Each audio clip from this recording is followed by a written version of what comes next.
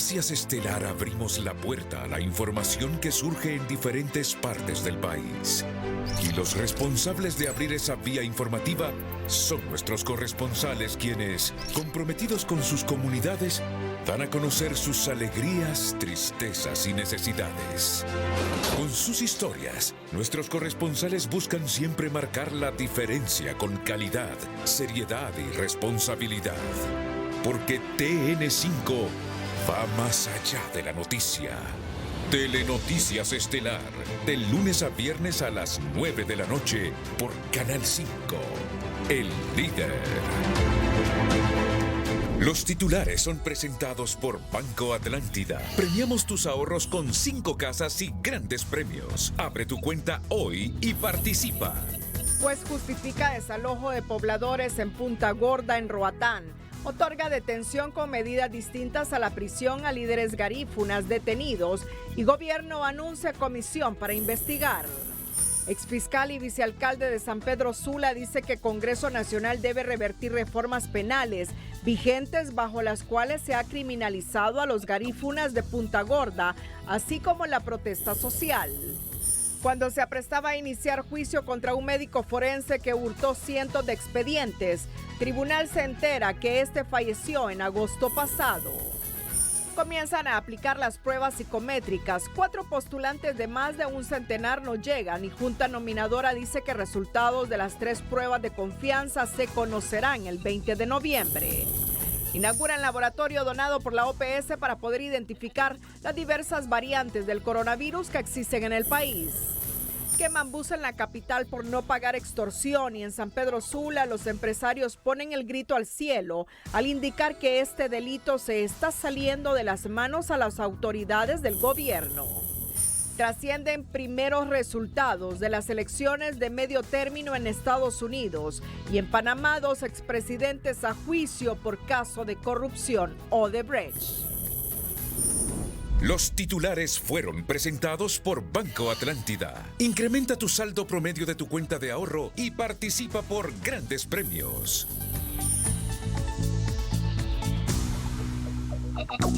Este es su noticiero TN5 Estelar con Renato Álvarez y Cristina Rodríguez. Muy buenas noches, Honduras. Bienvenidos a la emisión de este martes 8 de noviembre, día en que se celebran elecciones de medio término en los Estados Unidos. La noticia del día es presentada por Claro. Contrata tu paquete Claro Hogar y recibí 60 megas de internet con la red más rápida de Honduras. Y es noticia mundial a la expectativa del mundo sobre este proceso de elecciones legislativas en los Estados Unidos. Los resultados de las elecciones en esa nación generan expectativas en todo el globo terráqueo. Y precisamente los primeros resultados dan la victoria a republicanos y demócratas en sus respectivos feudos. El republicano DeSantis es reelecto como gobernador de Florida. Los estadounidenses están eligiendo a los 435 miembros de la Cámara de Representantes y a 35 de los 100 senadores. Los colegios electorales han cerrado ya en la mitad del país. Los primeros resultados para el Senado indican que los feudos de republicanos y demócratas siguen votando en la misma tendencia. Así que vamos a hacer un contacto con don Miguel Calix. Miguel es un recurrente analista de Emisoras Unidas y Televicentro para los eventos políticos y precisamente hoy nos acompaña para hacer un análisis de los resultados de estas elecciones de medio mandato. La gran expectativa, Miguel y teleauditorio de Telenoticias, es que el próximo 15 de noviembre Donald Trump, el expresidente de los Estados Unidos, tiene un anuncio muy importante. Él lo ha dicho de esa manera. Y si hoy ganan ambas cámaras, los estadounidenses ven como futuro precandidato republicano a la presidencia de los Estados Unidos al expresidente Donald Trump. Pero de hecho, lo primero es saber la tendencia de este proceso, quién las está ganando. Buenas noches, Miguel Calix. Buenas noches, Renato. Buenas noches, Cristina. Buenas noches al teleauditorio de Noticiero TN5.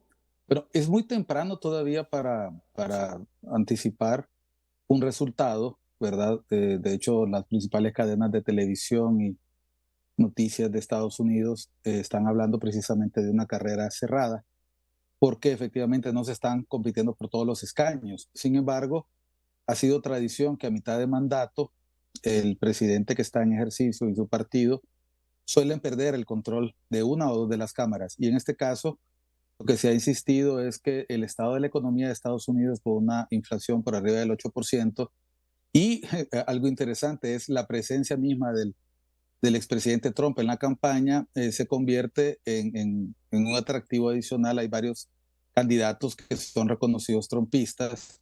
Por lo tanto, se espera, aunque ahorita todas las cadenas muestran resultados cerrados, 40-40, proyecciones muy, muy cerradas, se espera que al final de la jornada los republicanos logren mínimamente 51 escaños en el Senado y logren alcanzar el número mágico de 218 escaños en la Cámara de Representantes. Si todo pasa como ha ocurrido siempre, los demócratas deberían de perder el control de una o dos de las cámaras hoy. Los demócratas podrían perder al menos el control de una de las cámaras. ¿Y esto cómo va a repercutir en Estados Unidos de cara al proceso electoral dentro de los próximos 2 años, Miguel? Bueno, el presidente Trump es un animador de las elecciones. Cuando uno ve los análisis de los seguidores de la política norteamericana dentro y fuera, se plantea que hay varios candidatos a senadores en los estados, por ejemplo, de Arizona, Michigan, Pensilvania, Wisconsin, Nevada, Georgia. Por lo menos 2 de estos todavía no hay resultados, que son Arizona y Nevada. La gente todavía está votando, no se han cerrado. Y en el caso de Georgia, los demócratas lograron un sorpresivo resultado en las elecciones pasadas. Entonces, los demócratas controlan apenas por el voto de desempate de la vicepresidenta Kamala Harris, el Senado, Renato, y por el tipo de elección, que es elección de medio término, que suele ser vista como un referéndum a la gestión. Este podría ser un momento clave no solo para la vida política del señor Trump, porque si sus candidatos, que la gente ubica en la extrema derecha del Partido Republicano, no logran resultados positivos en estos estados que he mencionado, en el caso de Georgia está muy cerrada la competencia, en el caso de Pensilvania es muy probable que su candidato, el que él acuerpaba, no lo logra. Si él no se logra ver contundente en esta elección, obviamente le van a surgir competidores. Sí. Y se estima que, por ejemplo, el gobernador DeSantis podría ser un adversario, al igual que el gobernador de Texas, que ha logrado imponerse a Beto O'Rourke. Entonces, el presidente Biden, casi siempre el presidente en ejercicio busca la reelección, pero si el resultado no es muy bueno para los demócratas, podría generarle competencia interna dentro del Partido Demócrata Biden, que como sabemos no solo tiene una avanzada edad, sino que en caso de no ser una apuesta segura, puede convertirse también en un perdedor en su carrera a la reelección en Estados Unidos. Pues ese es el valor agregado de este proceso electoral. No solo si pierden el control los demócratas de ambas cámaras, de hecho en el Senado están empatados, pero el voto del vicepresidente hace el desempate a favor de los demócratas, sino que en la medida que ganen con holgura los candidatos republicanos, pues se le allana el camino a Donald Trump para lanzar su precandidatura. Miguel, estoy revisando algunos medios de comunicación internacionales y se nos revela que Ron DeSantis ha revalidado con holgura su cargo de gobernador de Florida, convirtiéndose en el hombre fuerte del Partido Republicano frente a Donald Trump. Y además, como pronosticaban los sondeos, el demócrata Wes Moore se convertirá en el primer gobernador negro de Maryland, y en Massachusetts, su correligionaria Maura Healey, hasta ahora fiscal general del estado, será la primera lesbiana elegida como gobernadora, aunque no la única. Se espera también la elección de Tina Kotek en Oregon, la elección de Maura Healey como gobernadora de Massachusetts y la de su compañera de fórmula como vicegobernadora Kim Driscoll también marca la primera vez que un estado elige a 2 mujeres para esos cargos. Y otro elemento es que en Arkansas la republicana Sarah Huckabee Sanders, que fuera secretaria de prensa de la administración Trump y una de las más jóvenes de la Casa Blanca, fue elegida gobernadora. Nos estamos refiriendo, repito, a Sarah Huckabee Sanders, que fue secretaria de prensa de la administración de Donald Trump. Algunos elementos que se derivan de este proceso electoral de término medio en los Estados Unidos. Así que a esta hora no está definido nada, Miguel Calix. No, no está definido nada, pero las encuestas en el caso de los Estados Unidos anunciaban una polarizada elección. Hasta ahorita está ocurriendo tal y como se calculaba, una elección cerrada en el caso del Senado, y 19 escaños en la Cámara de Representantes que se están peleando con dientes, ¿verdad? Porque los republicanos daban por favoritos al menos 212 escaños, los demócratas 205, pero hay 19 que se están peleando palmo a palmo, y efectivamente es una revalidación de la carrera política del expresidente Trump, pero también un referéndum a la gestión de Biden, y queda por verse si esto no le complica los últimos 2 años al presidente Biden, porque sin el control de las cámaras va a ser muy difícil que saque adelante buena parte de su agenda en lo que resta del mandato, lo cual irónicamente le puede convenir también a los demócratas en caso de que los republicanos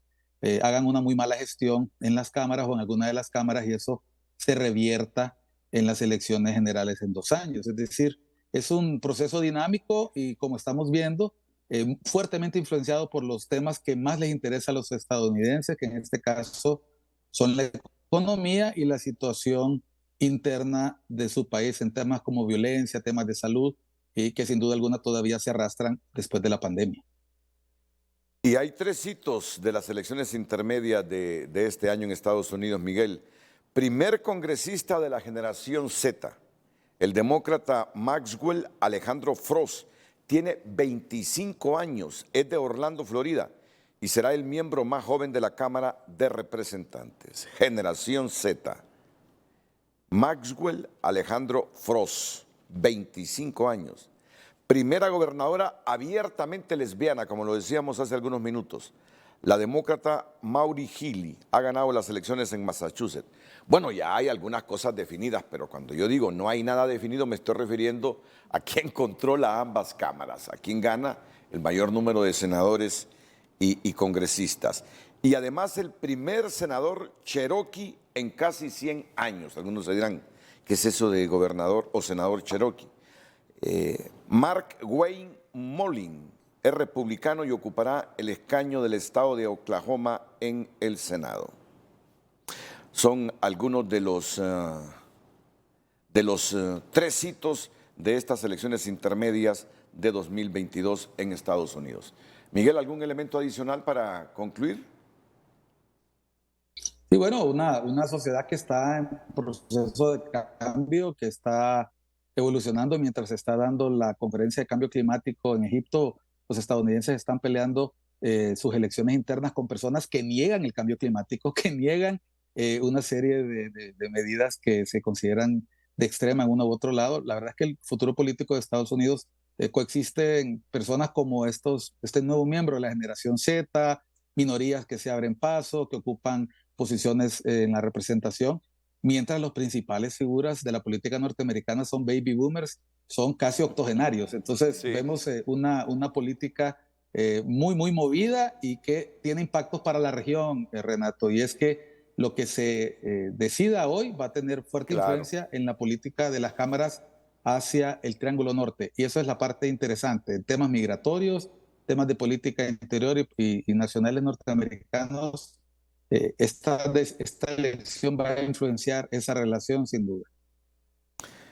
Muchas gracias, Miguel Calix. Veremos, Miguel, si hacemos un nuevo contacto ahí por las 10 de la noche para verificar si hay ya algunas tendencias. Insisto en estos datos, el demócrata Wes Moore será el próximo gobernador de Maryland. Es el primer gobernador afroamericano en Maryland. Y DeSantis, que ha sido reelecto como gobernador de la Florida. Y yo insisto en DeSantis porque es el potencial competidor de Donald Trump. Pero qué premio. Imagínate a una persona haber ganado 2.000 millones, sí. 2.000 millones de dólares. Si los recibe, si pide recibirlos de un solo, le dan 930 millones de dólares. Pero en 29 años. Si espera 29 años, recibe los 2.000 millones de dólares. ¿Qué escogería usted? Está hecho. ¿Qué escogería usted? Pues fíjate que yo cuando leí esta noticia en la tarde, sí. yo escogería los 930 millones. Oíme. Yo escogería los 29 años. Proporcional. Vienen siendo como 24.000 millones de lempiras. Claro. Vivís tú y las generaciones subsiguientes con 24.000 millones de lempiras. Totalmente, Renato. Qué suerte. Qué suerte la de este señor, que él solito se ganó esa cantidad en una lotería de los Estados Unidos. Vamos a la pausa comercial. Cuando regresemos aquí en el Noticiero Líder, nuevo ranking coloca a Honduras entre las primeras 10 naciones con infiernos fiscales. Pero antes, más allá de ser un texto religioso e histórico que ha influenciado a millones de personas, la Biblia también contiene consejos de interés para nuestra educación financiera. Educación Financiera es presentada por el programa Divídelo Todo de tus tarjetas Banpaís. Divide tus compras en cuotas hasta 36 meses a 0% intereses. Diversificar sus inversiones. Eclesiastés 11. Invertir en 7 empresas, sí, en 8. No sabes el mal que vendrá sobre la tierra. Esta línea de Eclesiastés es una breve explicación clara de por qué tiene sentido diversificar sus inversiones. En otras palabras, tiene sentido poner dinero en diferentes tipos de inversiones para que un solo desastre no le pueda costar todo lo que tiene.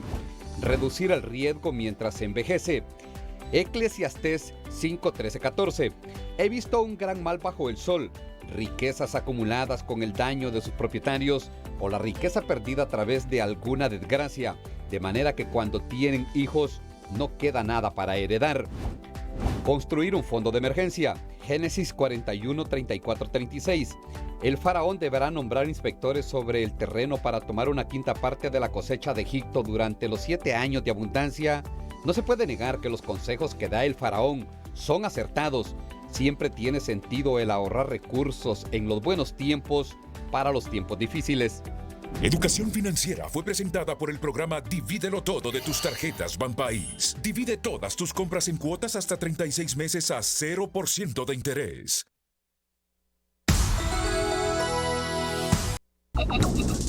El precio del dólar y el euro es presentado por Bancredomatic. Apoyamos a las emprendedoras de hoy con nuestro programa Mujeres Back sin límites.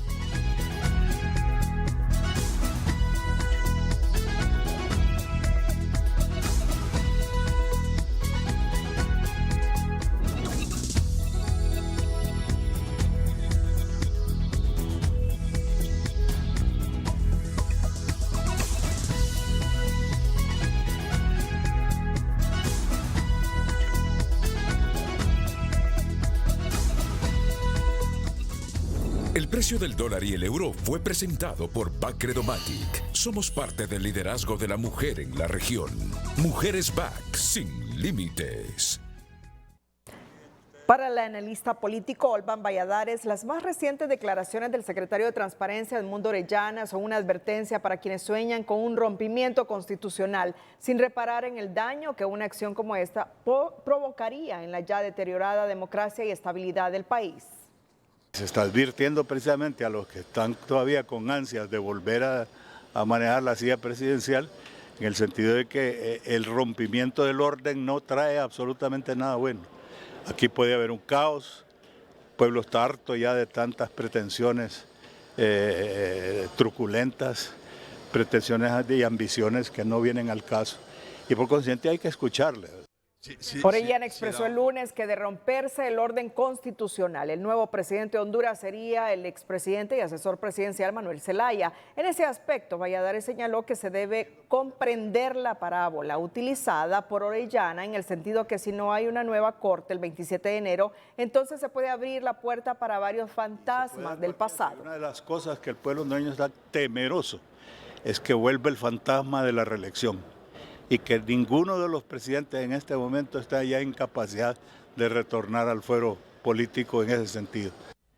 Para evitar un escenario de este tipo, el expresidenciable del Pino pidió apoyar los esfuerzos de la Junta Nominadora y presionar al Congreso Nacional para que no comience con la repartición del pastel en pedazos iguales, de manera que se garantice la conformación del mejor poder judicial. En otra temática, Bielorrusia, Argentina y Venezuela encabezan un ranking de infiernos fiscales copados por países latinoamericanos.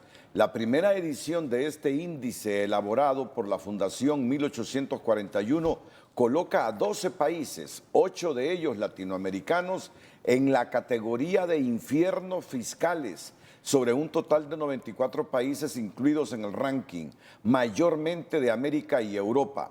El índice, elaborado en base a información del Fondo Monetario Internacional y del Banco Mundial, tiene en cuenta datos cuantitativos como la presión tributaria, inflacionaria y la deuda, e indicadores cualitativos como la estabilidad política y la eficacia del Estado.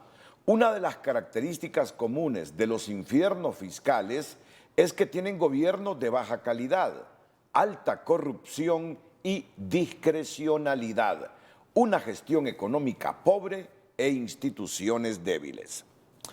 La primera edición del índice de los llamados países con infiernos fiscales no pinta nada bien para Honduras, que aparece en la posición 10 de un total de 94 países evaluados, cuyas características son la corrupción, alta presión tributaria y deuda pública, entre otros, que alguna medida ahuyenta la inversión, opinan los analistas al referirse a este informe publicado por la Fundación Internacional 1841 con sede en Miami, Estados Unidos. Economía Hoy es presentada por Banco de Occidente. Sueñe, planifique y ahorre. Hágalo en grande con Banco de Occidente. La Fundación Internacional 1841 publicó en los últimos días la primera edición de los infiernos fiscales en el mundo, donde Honduras aparece en la posición 10 de 12 naciones evaluadas. Los países que están en esta categoría son países que se caracterizan por tener gobiernos de baja calidad, con altos niveles de corrupción y una gestión económica pobre e instituciones débiles. En efecto, se trata de una calificación para países con esas características: una alta presión tributaria e inflacionaria y de deuda pública, inestabilidad política y alta corrupción, con gobiernos de baja calidad y marcada ineficiencia del Estado, requisitos que Honduras cumple sin hacer mayores esfuerzos. También tiene que ver que la categoría de infiernos fiscales, que siempre estamos pagando impuestos y no vemos esa reciprocidad del Estado en tener mejorías, ya sea en salud, educación, infraestructura, mejoría en la ganadería, la agricultura, generación de empleos, etc. Un informe de la Fundación 1841, donde los países de Latinoamérica, en una lista de 12 naciones de todo el mundo, son mayoría, con Venezuela y Argentina en la segunda y tercera casilla. Lo siguen Nicaragua, Bolivia, Haití, Honduras, México y Surinam, todos en el nada decoroso club de infierno fiscal, donde las deudas públicas las pagan los de siempre. Honduras es uno de los países con las cargas tributarias más pesadas, cerca del 18% del Producto Interno Bruto. ¿Por qué razón? Porque nunca ha sido importante discutir los programas económicos de los gobiernos para tener una idea de la sostenibilidad en el tiempo. Para los funcionarios del actual gobierno, Honduras aparece en esta lista de países con infiernos fiscales por la herencia de corrupción, extorsión y chantaje de la administración anterior, donde la coima para el inversionista local e internacional era moneda de curso común. Sí, yo he escuchado inversionistas ahora que estoy en el gobierno que nos dicen que cuando estaban ellos intentando invertir en Honduras les pedían dinero para poder darles permisos o les pedían ser parte de la sociedad o chantajes. A un inversionista así no puede invertir y se convierte en un infierno fiscal ir a un país así. Según la última edición de la Fundación 1841, los infiernos fiscales ahuyentan las inversiones y empujan a la población a huir de esos países, una realidad que se puede leer con mucha facilidad en la cantidad de ciudadanos de Honduras, Venezuela, Nicaragua y Haití que exponen sus vidas en busca del sueño americano. Economía Hoy fue presentada por Banco de Occidente. Goce del respaldo, la confianza y la seguridad financiera que necesita. En la audiencia pública del presupuesto de este martes en el Poder Legislativo, el Banco Nacional de la Producción y la Vivienda, Banprovi, le pidió a los diputados reformar un fideicomiso del Banco Central para impulsar los proyectos de la vivienda social y clase media. Una de las peticiones que nos hizo el presidente de Banprovi fue que el Congreso dentro de poco aprobara la reformulación del fideicomiso que tenía el Banco Central hacia Banprovi, lo cual le puede dotar de recursos adicionales a los que actualmente tiene, de tal forma de poder expandir la cartera de crédito alrededor entre 4.000 y 6.000 millones de lempiras.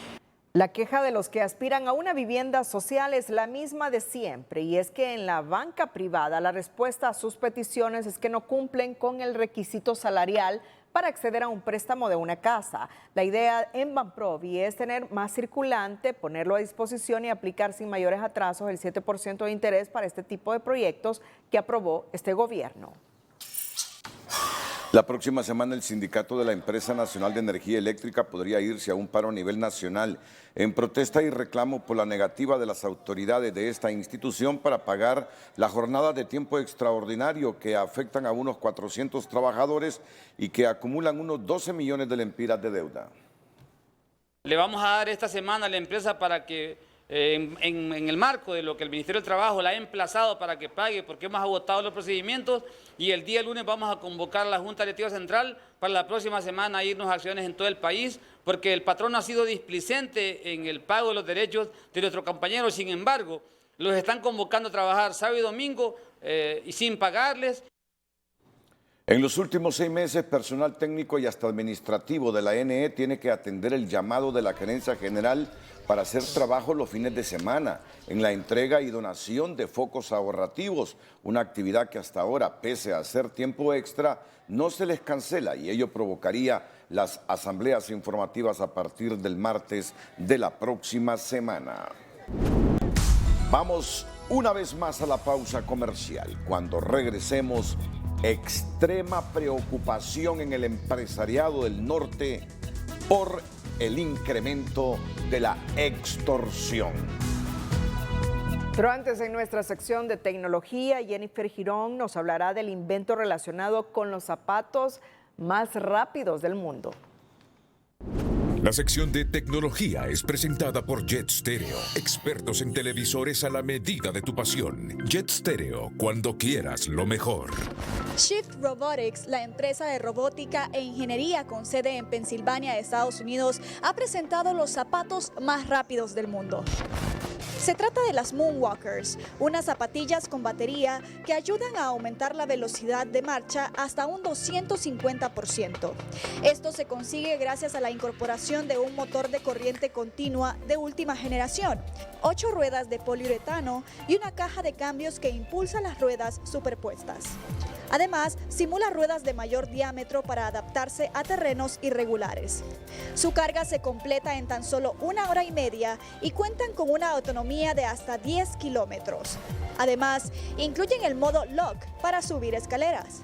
La compañía indica que las Moonwalkers son el primer dispositivo de movilidad mejorado que permite al usuario caminar a la velocidad de una carrera.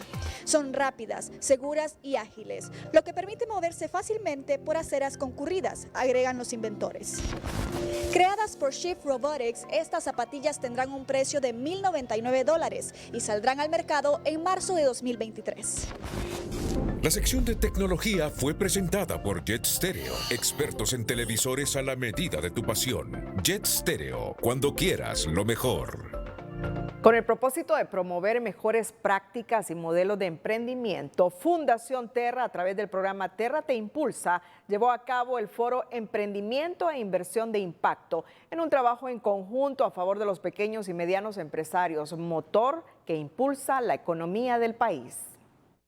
Fundación Terra, mediante su programa Terra Te Impulsa y con el constante trabajo por el bienestar socioeconómico del país y apoyo al sector emprendedor, presentó el foro Emprendimiento e Inversión de Impacto. Fundación Terra ejecuta muchas acciones a favor del emprendimiento, pero ninguna sería posible sin la ayuda de sus aliados estratégicos, quienes hoy nos han acompañado para ofrecer este foro que brinda un espacio de discusión, de educación.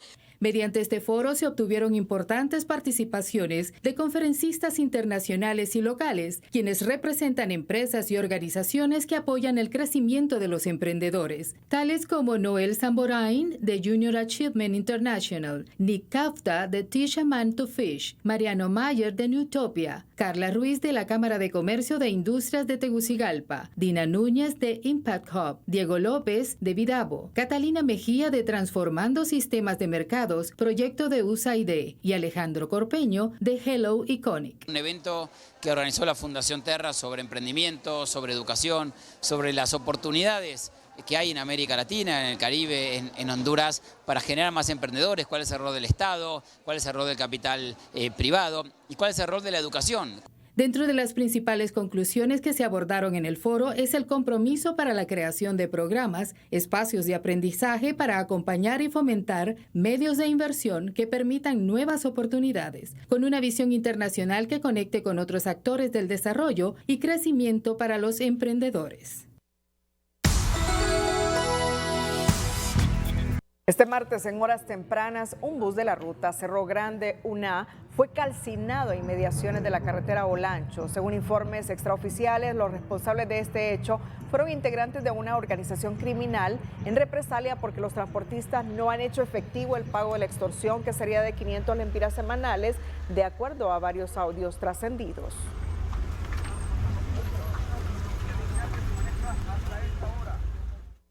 De que nuestra organización ya no les va a aguantar paga con el trato que habíamos quedado porque nos jugaron la parte, ¿me entendés? Entonces la onda va a estar ahí, de afiliación van a dar 500 lempiras por unidad, ¿me entendés? La unidad que no los den, mejor que la desaparezcan de ahí porque se la vamos a ir a reventar al chofer o le vamos a ir a dar vueltas de bus y con toda la gente, ¿me entendés? El transporte urbano que cubre esa zona de la ciudad se mantuvo 8 días fuera de labores por las amenazas, pero este martes regresaron y fueron interceptados por los pandilleros. Según la DPI, están investigando el caso para dar con los responsables.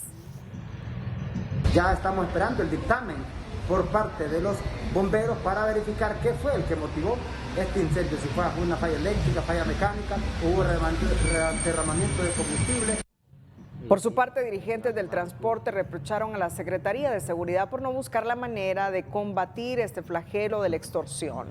El sector privado muestra su preocupación en cuanto al tema de la extorsión que está afectando a las empresas en sus diferentes niveles, a tal grado que consideran que el flagelo se está saliendo de control, por lo que exigen al gobierno prestarle interés. El tema de la extorsión no deja de preocupar al sector privado cuando se habla de fomentar la inversión y el desarrollo económico, por lo que demandan al gobierno prestar la atención debida, ya que consideran se está saliendo de control, según lo expresó el presidente del Consejo Hondureño de la empresa privada. Todos los días recibimos en COEP y en todas las gremiales del sector privado quejas de empresas, de empresarios que ya no soportan el tema de la extorsión en sus negocios. En sus supermercados, en sus pulperías, en sus gasolineras, en sus comercios, ya se está saliendo de la mano ese tema. El presidente de la Cámara de Comercio e Industria de Cortés dice que el gobierno tiene grandes retos en el tema de seguridad ciudadana, al igual que la jurídica. Además señala otros flagelos. Yo creo que afecta a todas, o sea, esto no es excluyente a pequeños o a medianos, creo que este es un flagelo que afecta a todos los tamaños de empresas que hay y definitivamente parte de la base de los problemas que tenemos en educación, en salud, de oportunidades económicas que necesitamos resolver, pero solamente se van a resolver en la medida que generemos inversión de producción nacional. A nivel nacional, los representantes de las diferentes cámaras de comercio también han analizado el tema de la extorsión, ya que debido a este flagelo pequeñas y medianas empresas están cerrando operaciones. Se sabe los problemas que hay en los pequeños negocios, principalmente las micro, las pequeños donde usted va a una pulpería, etcétera, donde le están haciendo una extorsión de 20, 30 mil empiras y la gente lo que hace es cierra y se mueve para otro lado. Entonces todo esto afecta el movimiento de la población y afecta al final, aumenta la migración a otros países. Ante esto, opinan, es urgente que se tomen medidas, ya que de lo contrario, el problema seguirá afectando a más rubros de la economía nacional. En audiencia de declaración de imputado, el juzgado de letras de Roatán dictó medidas cautelares distintas a la prisión para 6 garífunas detenidos el lunes durante un desalojo judicial en Punta Gorda, Islas de la Bahía. Están informados que van a salir libres para irse a sus casas. Ya veremos, hablaremos un poquito con los abogados cuáles son las medidas y cómo vamos a... Porque muchas de esas personas se les pone medida de firmar y hacer cosas que no salir fuera del país. Ellos no van a poder hacer su trabajo, son personas que trabajan fuera del país, trabajan embarcados, salen cada rato. Entonces no puede ninguna medida que les impida trabajar porque no va a darle de comer a sus hijos. Entonces que el Estado los mantenga, en todo caso que le dé medida. De esa parte es la que vamos a discutir con el abogado, pero ya nos ha informado que van a salir y entonces ya vamos para Punta Gorda. Nosotros estamos denunciando públicamente a nivel internacional y mundial el abuso que ha cometido esta policía contra nuestra gente de la comunidad garífuna. No hay que olvidar algo, La comunidad garífuna de Punta Gorda fue la primera comunidad fundada hace más de 225 años y no nos pueden venir aquí a decir de que hay títulos, que hay gente dueña y sobre todo condenamos absolutamente a esa policía corrupta, esa policía asesina que tenemos en este país. Los imputados, quienes se defenderán en libertad, son Dorotea López, Richard Martínez, Efraín Sánchez, Keider González, Augusto Dolmo y Melissa Fabiola Martínez, todos acusados por el delito de usurpación. La audiencia inicial se programó para el 23 de noviembre a las 9 de la mañana. Durante la audiencia, sin permiso alguno, los miembros de la comunidad garífuna ingresaron a los pasillos del juzgado de letras de Roatán. La Oficina del Alto Comisionado de las Naciones Unidas para los Derechos Humanos en Honduras condenó la criminalización de las 6 personas pertenecientes a la comunidad garífuna de Punta Gorda que mantienen acusación por el supuesto delito de usurpación.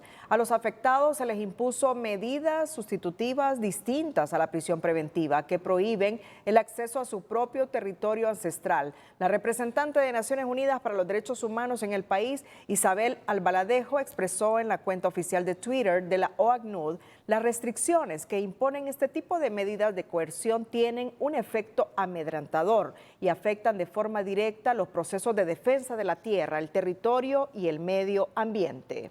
El Twitter de la presidenta Castro indicando que desconocía el desalojo de pobladores garífunas de Punta Gorda en Roatán, Islas de la Bahía, por un conflicto de tierras y que ese caso debía ir a juicio y no a un desalojo, generó diversas posturas entre quienes llaman a respetar la independencia de poderes, los que no creen que el Ejecutivo desconociera el hecho y el gobierno que ahora anuncia una comisión interinstitucional que viajará a la zona para conocer el caso y responsabiliza del hecho a la Policía Nacional. Tras el desalojo y la detención de 6 garífunas en la comunidad de Punta Gorda, en Islas de la Bahía, por un conflicto de tierras, la presidenta hondureña declaró no haber sido informada previo al hecho y recalcó que la situación debía ir a juicio, no a desalojo que criminaliza derechos, una postura que algunos podrían considerar como intromisión entre los poderes del Estado. Manda un mal mensaje cuando un poder comenta o interviene sobre una acción, en este caso del Poder Judicial. Creo que eso también no viene a resolver el problema, sino que viene a agregar otra capa más de problemas. Aquí lo importante es hacer un llamado, ver realmente cuáles son esos derechos, si hay derechos ancestrales y ver realmente cómo se puede de alguna manera arbitrar en estos espacios. Ramírez también recomienda no emitir juicios de valor en el calor del momento, porque se politizan los temas y esto le resta peso a la institucionalidad, considera. Pero no es bien visto cuando un poder le dice al otro poder, ¿no?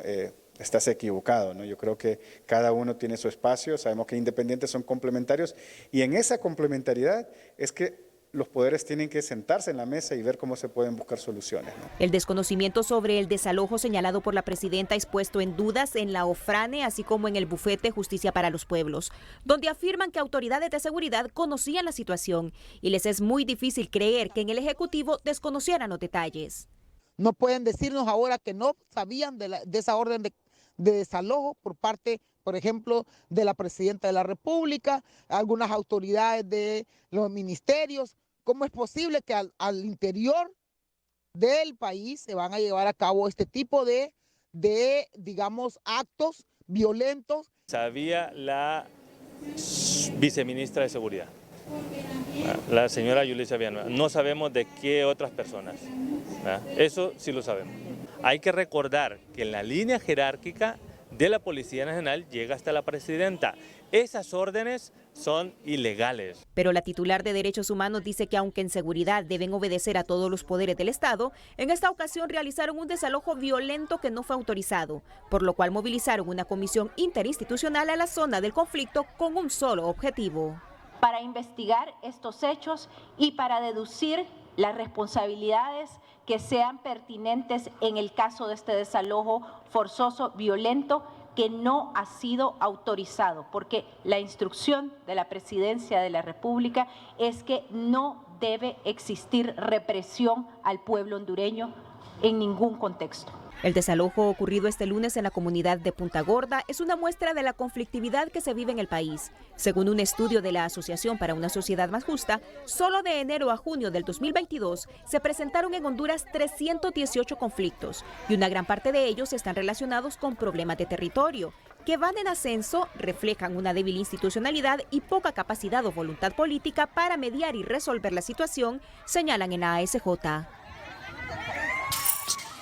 El desalojo en Punta Gorda fue ordenado a la Policía Nacional por el Poder Judicial mediante el oficio 1650-2022, en el que se establece que los predios son propiedad privada. Según el documento, la resolución para el desalojo se produjo el 14 de octubre de 2022 sobre el requerimiento fiscal en contra de Giovanni Francisco Guevara, acusado por el delito de usurpación en perjuicio de Norman Jones Ritziwanda. Lo que se hizo el día de ayer fue un desalojo preventivo, como lo establece el artículo 224A del Código Procesal Penal, ¿verdad? Estas son reformas que han existido en torno al delito de usurpación y se utiliza como medida desnaturalizadora, esto del desalojo preventivo, ¿verdad?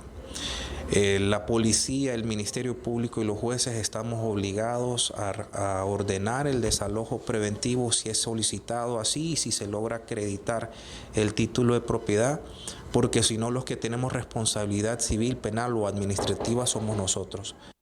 En la organización Fraternal Negra Hondureña lamentan que las autoridades municipales entreguen títulos de propiedad a diestra y siniestra, aunque esto genere posteriormente grandes problemas por tratarse de territorios ancestrales. En este país cualquiera viene y paga y porque tiene dinero y las autoridades le van a otorgar títulos y aquí en este país se otorgan títulos sobre títulos y eso es una cosa que se sabe que el peor sistema, digamos, que existe aquí sobre el tema de la regularización de las tierras que tenemos en Honduras. ¿Cuánta gente no pasa peleando porque le otorgan títulos o le otorgan títulos por otro lado? ¿Por qué? Porque este es un país donde hay un problema grave en la regularización y la cuestión de las tierras. Miranda reiteró que seguirán enfocados en encontrar justicia en este caso y pidió respeto para toda la comunidad garífuna de Honduras. En el Congreso Nacional han presentado hoy respecto a esta temática una iniciativa de ley, el periodista José Andino con el diputado Osman Chávez. Buenas noches. Acaba de concluir la sesión legislativa correspondiente a este martes y donde se ha aprobado una moción también para dar el tema para crear una comisión de seguimiento a este tema que ha ocurrido en Roatán y en la comunidad de Punta Gorda, y asimismo también el diputado Osman Chávez, que ha presentado un proyecto de ley orientado a este mismo tema y que se le sugirió que lo hiciera el día de mañana. Si nos explica, Osman, rápidamente cuál es el objetivo de la moción y del proyecto que va a presentar el día de hoy. Sí, Dios me los bendiga a todos. Buenas noches para todo mi pueblo garífuna. La verdad es que hoy estamos alegres porque creo que por primera vez podemos ver la luz como pueblo garífuna. Porque ante la creación de esa comisión es una oportunidad única que tenemos de defender y que se legisle a favor de que ya no se violenten nuestros derechos y, lo más importante, que se cuide nuestro territorio, ¿verdad? Entonces, esa moción de hoy que se aprobó por mayoría, definitivamente es una luz de esperanza para nosotros, para ya no sufrir más atropellos como todo un siglo, toda una vida hemos sufrido como pueblo garífuna. Entonces la vemos con buenos ojos y espero que se trabaje de la mejor forma, porque se va a incluir muchos diputados que son abogados, que son penalistas, que es el objetivo número uno, y que se cuide y pueda salvaguardar nuestro territorio, que es lo más importante. Entonces le sugerimos a la comisión de que esa comisión sea permanente, porque así como hoy es Punta Gorda, mañana va a ser Triunfo de la Cruz, pasado mañana va a ser, la problemática va a ser en San Juan, en Tornabé, en Santa Fe, en Guadalupe, y en cada una de las comunidades garífunas que ha sufrido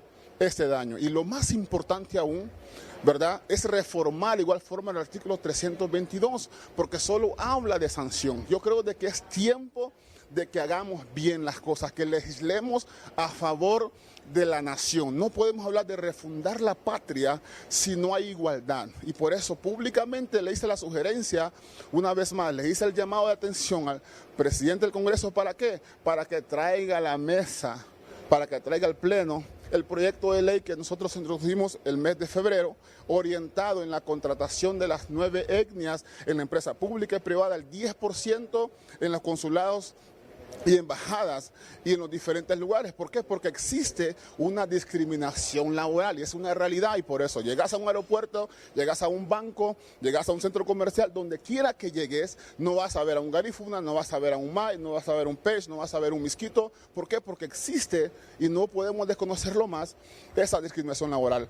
Estamos trabajando en ese proyecto de ley, el presidente lo tomó a bien, ojalá que se discuta rápido, ¿verdad?, se traiga al Pleno y se pueda aprobar para que haya igualdad en cuanto a las contrataciones, cosa que no existe. Y lo más novedoso en reformar el artículo 321 va a ser hoy sí por sí perseguir penalmente el racismo, porque en su artículo solo habla de discriminación, pero no define qué es discriminación, y por eso queremos que incluya en el proyecto de mañana, ¿verdad?, que hable específicamente frases como cuando te monean, que mono, porque hay mucha gente que te dice negro de cariño, pero muchos otros lo hacen de una forma despectiva en las redes sociales. Entonces queremos reformar para que sea perseguido y metido preso, y que los piensen 10 veces aquellas personas racistas que están por ahí discriminándote y hablándote aún en las redes sociales, que mono, que negro después de las 12. Nos piensan frases como tales que estamos cansados de escuchar, y me gustó la palabra del presidente Russell, que van a apoyar el proyecto, y lo veo con buenos ojos, y por eso estoy contento.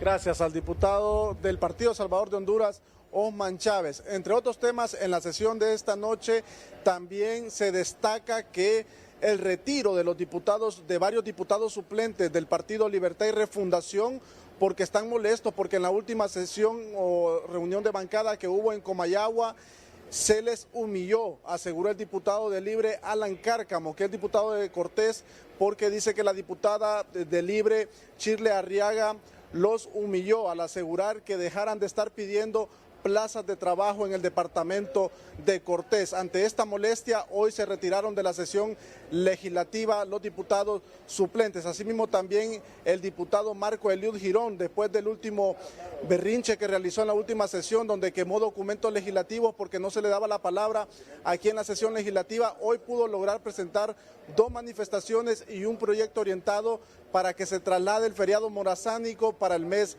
de septiembre. Esto es lo más importante que ha ocurrido esta noche aquí en el Congreso Nacional. Regreso con ustedes al estudio principal.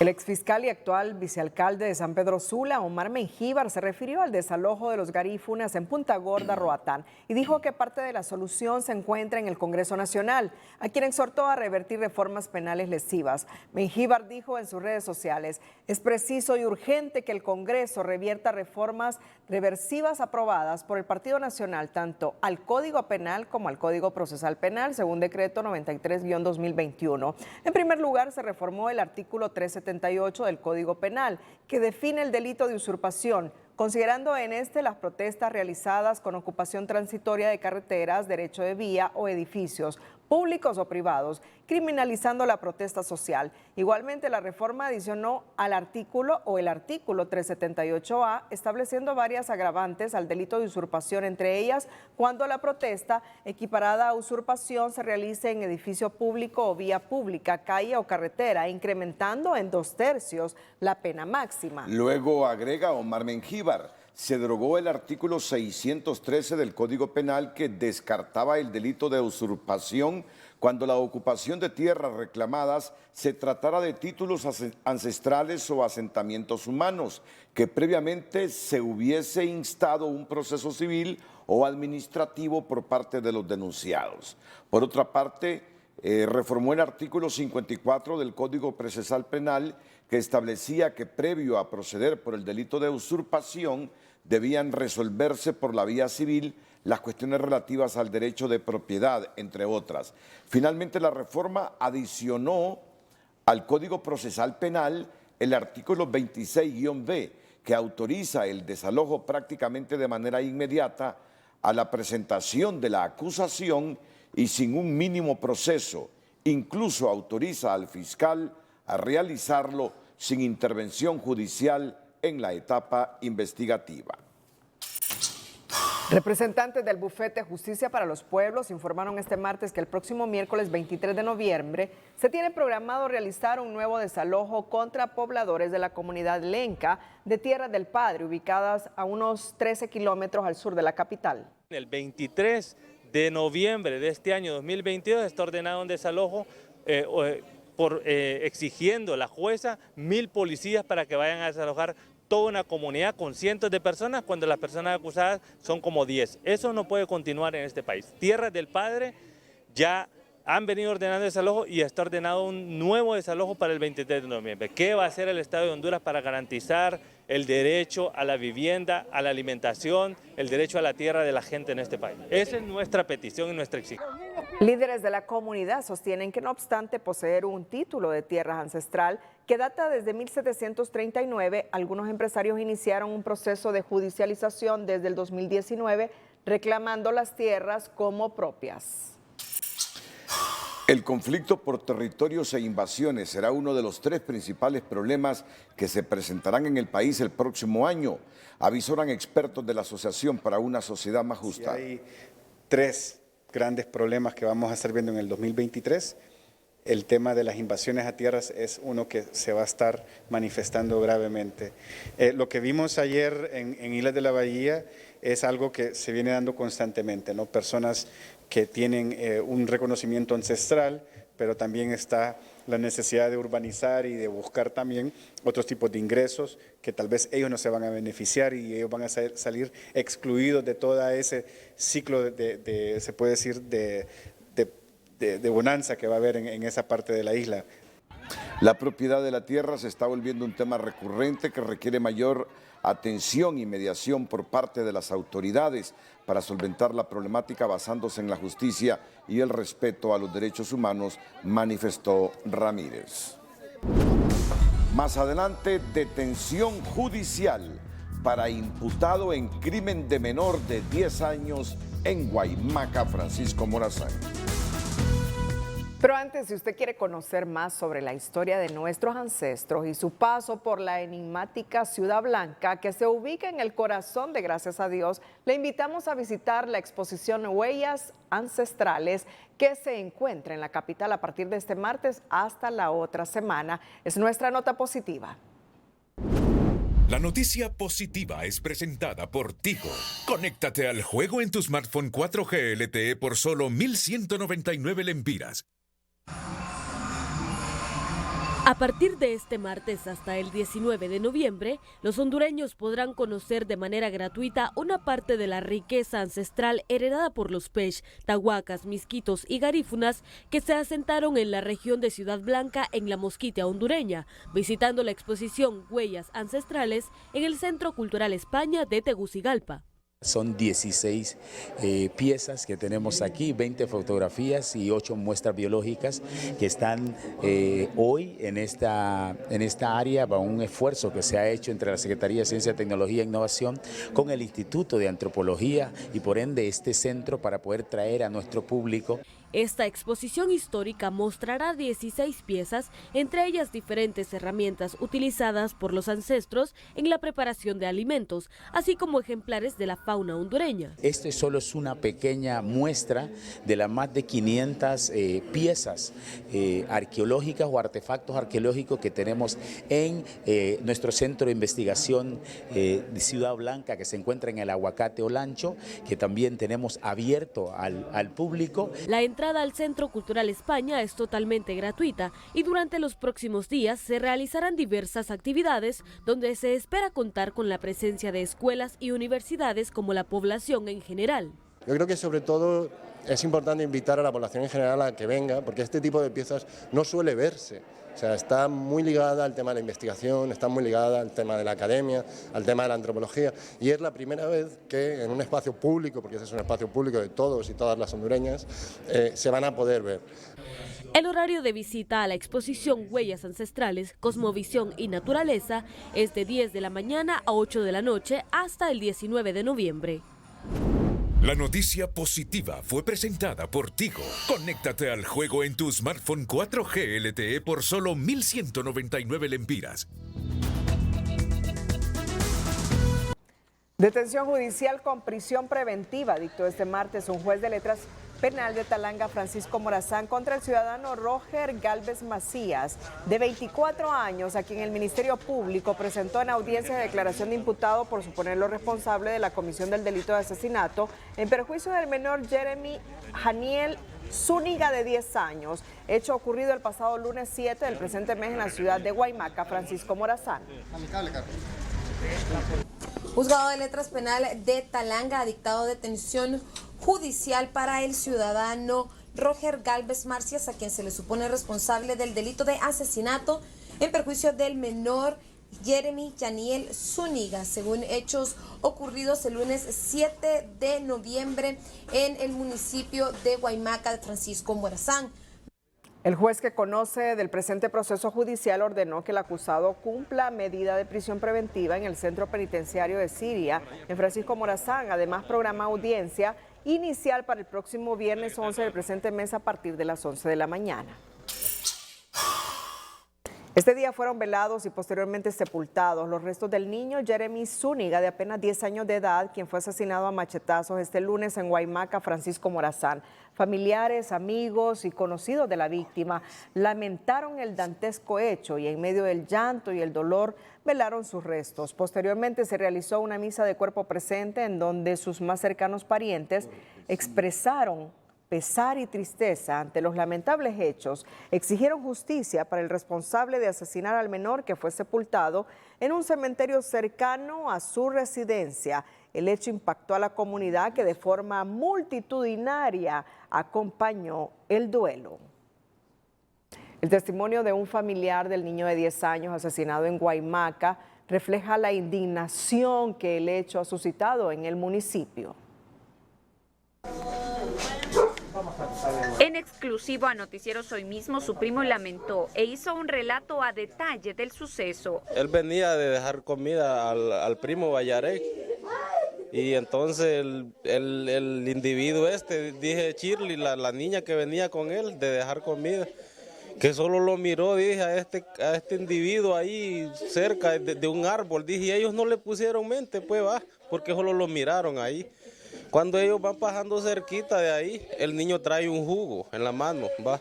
Y entonces él le dice que le dé jugo. Entonces el niño le dijo, no, le dije, porque lo acabo de comprar, le dije.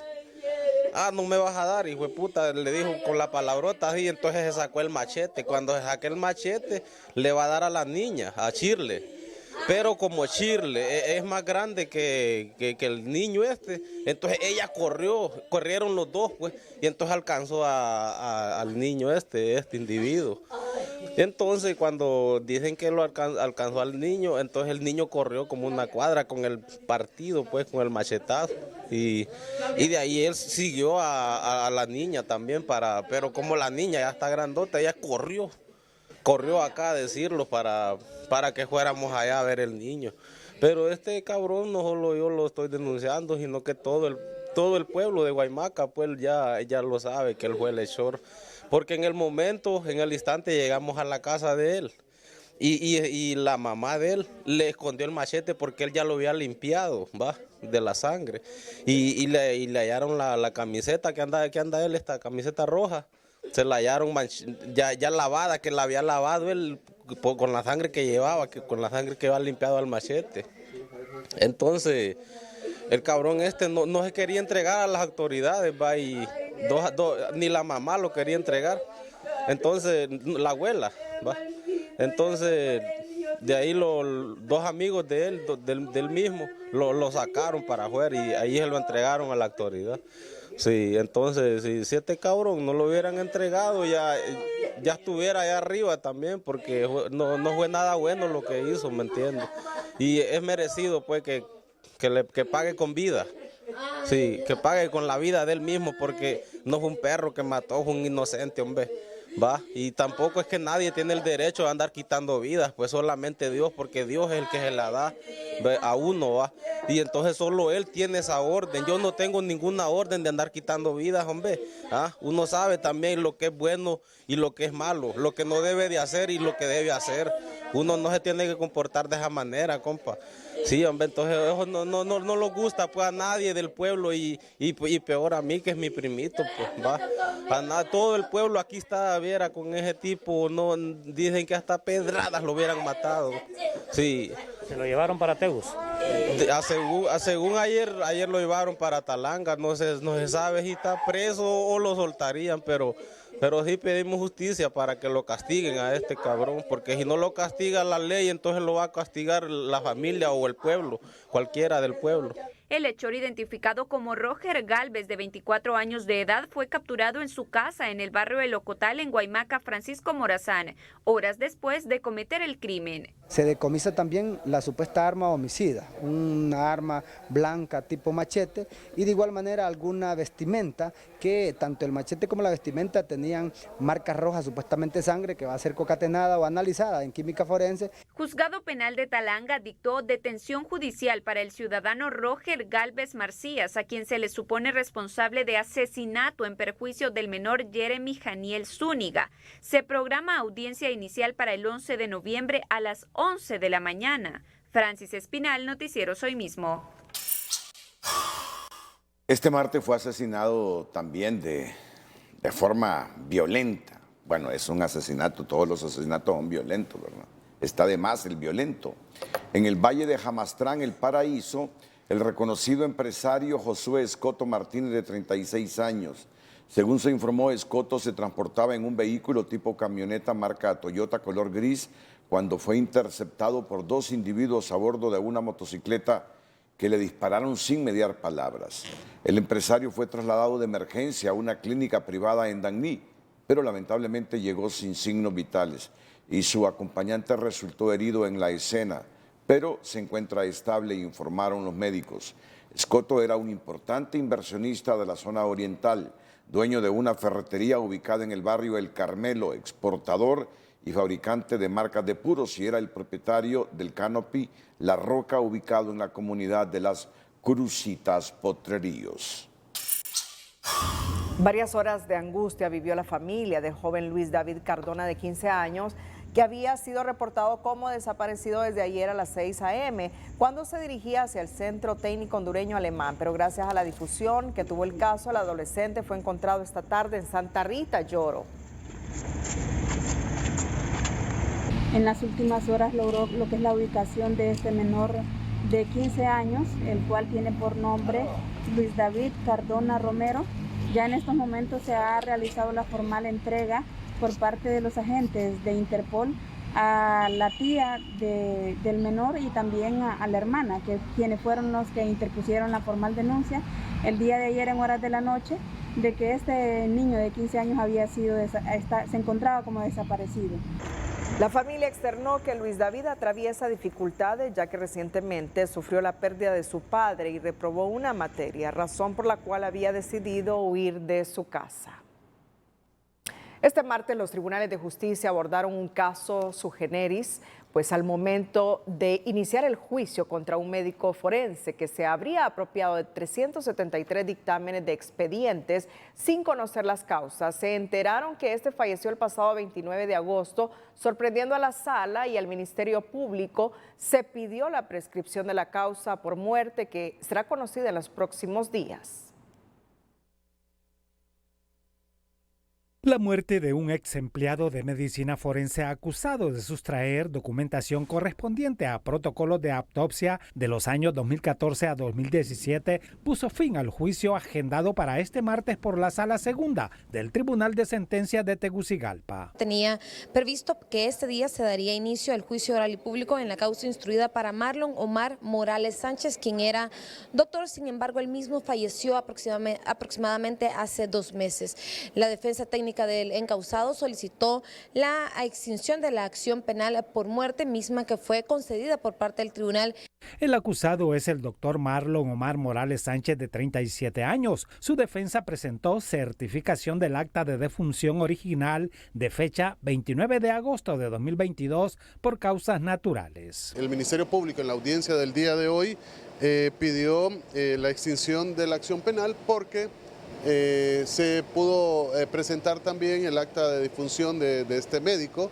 En ese sentido, se ha citado a las partes para que el próximo 22 de noviembre sea la audiencia donde se dicte el sobreseimiento definitivo de esta causa.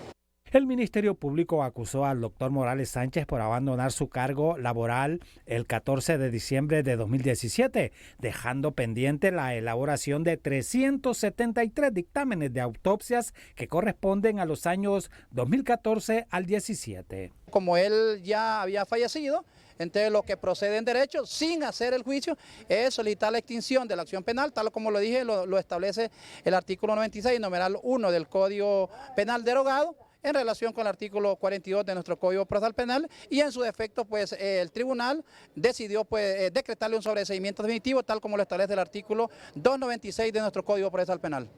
Fue un juicio muy singular, con las partes procesales presentes y al que se pondrá fin, como indica la Constitución, el Código Penal y el Código Procesal Penal vigentes, vía sobreseimiento definitivo por la muerte del imputado, acusado en junio 2021 durante la Operación Omega 6.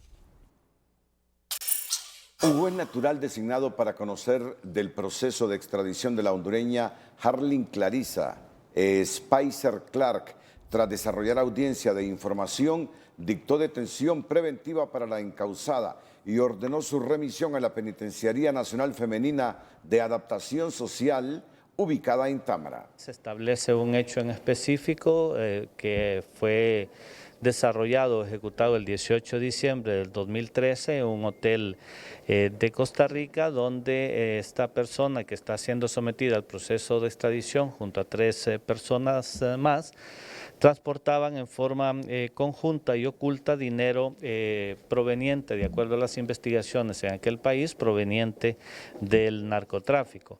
Estas 3 personas ya han sido condenadas en Costa Rica y se formuló igualmente la acción penal en contra de la ciudadana Spicer Clark, y habiéndose ubicado en este país, pues se ha ejecutado la orden de captura que había sido dictada ya por un juez de extradición de primera instancia desde el 3 de febrero del año 2020. El juez estableció la fecha 5 de diciembre para que el Estado requirente aporte todos los medios de prueba necesarios para sustentar la solicitud de extradición. Asimismo, convocó a las partes para el martes 6 de diciembre para desarrollar audiencia para evacuación de medios probatorios. Spicer Clark fue detenida en la Ceiba Atlántida y trasladada a Tegucigalpa por la Policía Nacional. La ola de cuestionamientos de los que han sido objeto los 6 magistrados de la Corte Suprema de Justicia que buscan la reelección no preocupan al juez de la Sala del Constitucional, Jorge Avilio Serrano, quien mostró total disposición para presentar un informe de su actuar durante los últimos 7 años, si así lo desean sectores de sociedad civil. Si los pide, con gusto lo damos. No tenemos problema en eso. Ahorita para este proceso nos preocupamos, o por lo menos en mi caso, de acompañar una estadística de las sentencias resueltas durante mi periodo. El volumen de trabajo explica que hemos trabajado constantemente, aproximadamente 1.034, 1.064 sentencias resueltas. Pero no solo es el volumen, vamos a la calidad. Revisen las sentencias más representativas, más icónicas. Y luego esos que hablan, que critiquen. Serrano recomienda a sus críticos participar en próximos procesos de selección, pues si se consideran con mayor capacidad para hacer el trabajo, entonces que no pierdan el tiempo solo denigrando a través de redes sociales. Con la ausencia de 4 postulantes, iniciaron este martes las pruebas psicométricas para evaluar la idoneidad, calidad, conocimientos globales, entre otros aspectos de los aspirantes. Y según la nominadora, el 20 de noviembre tendrán los resultados de las 3 pruebas que se aplicarán entre esta semana y la otra, que son la psicométrica, la toxicológica y de conocimientos. El inicio de las pruebas de confianza para los postulantes a magistrados no tuvo la asistencia perfecta, luego que 4 abogados prácticamente se bajaran del proceso al no acudir a la evaluación psicométrica, lo cual reduce a 174 el número de aspirantes, informan preliminarmente en la nominadora. En la mañana 2 personas no se presentaron, en la tarde inicialmente estábamos contabilizando 3, pero luego nos percatamos que son 2 personas las que no se han presentado ya en la tarde. Sin embargo, todo esto va a pasar a un informe del Pleno. Pese a las 10 bajas que ya reporta el proceso, varios de los postulantes mantienen la fe intacta en que obtendrán los resultados que les permitirán seguir avanzando en la ruta de la diosa Temis. Uno siempre espera que le vaya bien y esa es la idea, pues uno se prepara para enfrentar este tipo de retos y esperamos pues que al final pues salir bastante bien evaluado, sobre todo en temas de personalidad, pues se trata de ver el tipo de individuo que es uno para enfrentar las tareas que le tocaría enfrentar. Se supone que eso es lo que la prueba mide. Los notarios fueron organizados en 2 grupos, uno por la mañana y otro por la tarde según su número de expediente. En las pruebas psicométricas se valoró su idoneidad, calidad, control personal, capacidad de absorción de nuevas ideas y sus conocimientos globales del Estado de Derecho. Estos exámenes normalmente son un poco de concentración, estar bien concentrado, pero son pruebas normales en donde se evalúan las habilidades, la capacidad, la inteligencia de las personas y pues estamos tranquilos, ya pasamos este segundo filtro. Los resultados de las 3 pruebas, incluyendo la toxicológica y el examen de conocimientos que componen el segundo filtro para los profesionales de las ciencias jurídicas, se conocerán el próximo 20 de noviembre. El resultado de las pruebas psicométricas, la superintendencia la va a tener en 7 días, las toxicológicas creo que en 1 día. Luego del examen, ya con las 3, el 20 de noviembre más o menos. Este miércoles 9 de noviembre continúa el cronograma de pruebas de confianza con la aplicación de la evaluación toxicológica a más de 100 de postulantes. José Miguel Álvarez, Telenoticias. Más adelante confirman nuevo caso de viruela del mono importado desde Guatemala. Pero antes, 62 años han pasado desde que Radio Satélite, la cadena servicial de Honduras, inició funciones en el país desde los años 60 con repetidoras a nivel nacional. Radio La Satélite acortó distancias y acercó familias para servir de espacio comunicacional en los lugares más recónditos del país. Las voces que dan alegría en Radio Satélite con algarabía manifiestan emoción. Pues nos sentimos contentos de celebrar con cada uno de nuestros oyentes, 62 años de estarles prestando ese servicio, de servirles de canal, de la necesidad que tienen ellos de ser escuchados por un medio como el nuestro y de esa química que hay entre los locutores y el oyente. Eso da pie pues para que nos caractericemos como Radio Satélite, su estación amiga. Una emoción grande saber de que estamos celebrando el 62 aniversario de Radio Satélite, la radio del pueblo. porque Radio Satélite, eso es la radio del pueblo, ¿verdad? Porque aquí prestamos el mejor servicio social para todos los hondureños. Hoy la cadena servicial festejó a lo grande. Los mensajes de felicitaciones llegaron de todas partes para resaltar la importancia de un espacio radial que por más de 6 décadas ha puesto a cantar con su música, bailar a su ritmo y ayudar con su servicio. Radio Satélite.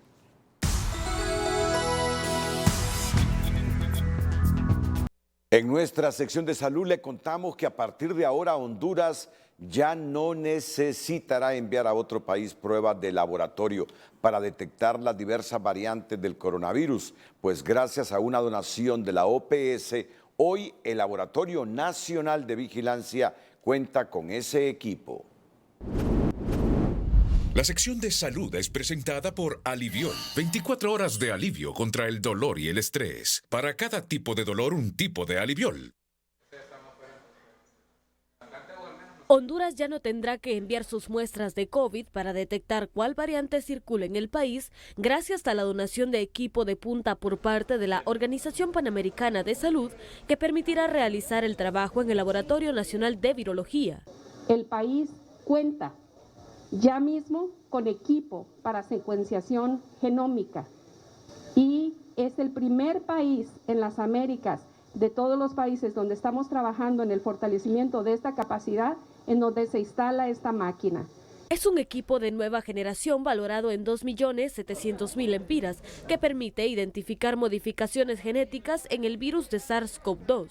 Esto nos ayuda a poderle decir a los que producen las vacunas que esa es la variante que necesita como atacar con la vacuna, con las modificaciones genéticas, porque al final secuenciación es ver qué modificaciones genéticas tiene el virus. El proyecto se pondrá en marcha a partir de diciembre o en cuanto terminen de recibir reactivos faltantes para detectar las variantes o subvariantes a través de un proceso que tardará de 15 días a un mes. Digamos que nosotros vamos a trabajar cada 15 días, un mes, dependiendo, porque solo el proceso para hacer secuenciación genómica son 15 días, mínimo 96 muestras. Entonces tenemos que tener 96 muestras y procesarlas, o sea, estamos un mes más o menos. Si bien el principal objetivo es la vigilancia genómica, el equipo también permite detectar casos de VIH y el próximo año iniciarán con la detección de bacterias. Para realizar todo el proceso, el personal encargado del laboratorio se mantiene en constantes capacitaciones fuera del país. La sección de salud fue presentada por Aliviol, 24 horas de alivio contra el dolor y el estrés. Para cada tipo de dolor, un tipo de Aliviol. La Secretaría de Salud confirmó este martes un caso más de monkeypox. Se trata del primer caso importado desde Guatemala y detectado en Tegucigalpa. Un hombre que vino procedente de Guatemala de hacer un viaje y pues ya presenta lesiones en el cuerpo. Lo bueno es que todos los casos que hemos tenido de monkeypox son ambulatorios. No hay ni un caso de monkeypox hospitalizado. Esa es la ventaja. El ministro Manuel Mateu confirmó este martes que la Secretaría de Salud envió un borrador de decreto al Congreso Nacional para eliminar el uso obligatorio de la mascarilla en espacios comunes o al aire libre y será obligatorio en espacios como hospitales y centros de salud. La Secretaría ya lo analizó, ya lo discutió y ya mandamos el anteproyecto de decreto, pero es una ley, se llama Ley de Uso Obligatorio de Mascarilla, promulgada por el Congreso Nacional de la República. No la puede quitar un ministro de Salud. Tiene que ser en el Congreso Nacional de la República. Ya se mandó nuestro borrador de decreto donde la estamos retirando para las áreas abiertas, para el uso común. En el caso de los niños en las escuelas, el ministro explicó que quienes lleguen a enfermarse no deberán asistir a las escuelas para evitar contaminar al otro. En el caso de los niños, no estamos actuando de manera, porque es moda, sino de manera científica. En el caso de los niños en las escuelas, ustedes saben que no están usando mascarilla. Bueno, estamos ordenando que el niño que tenga sintomatología, que esté febril, que tenga el moquito o algo, no vaya a la escuela. ¿Por qué? Porque puede contaminar a otros niños, no le pasará mayor cosa, pero llevará la infección a la casa donde puede haber una abuelita sin vacunas. Mateu agregó que la COVID está bajo control, pero acepta que el uso de mascarilla ha disminuido enfermedades respiratorias y quien desee usarla podrá hacerlo, pero que está segura que la mascarilla se va en cuanto el Congreso elimine el decreto 58-2020 aprobado durante la peor etapa del coronavirus. Los deportes TVC aquí en el Noticiero Líder. A continuación, el hecho, la frase y la imagen del día con Telma Mejía.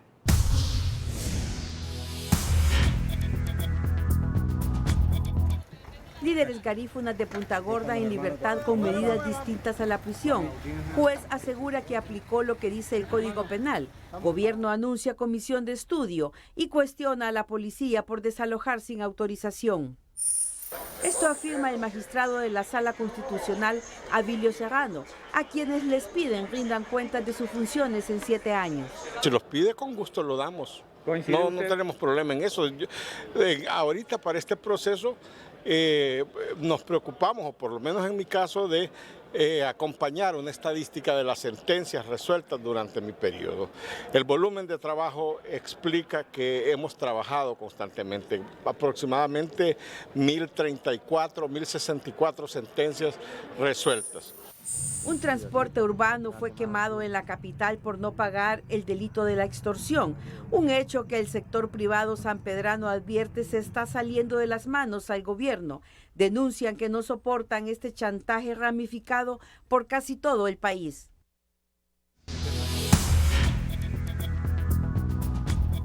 Cerramos la emisión estelar. Gracias por su fiel sintonía. Nos despedimos con las 5 de TN5. Feliz noche.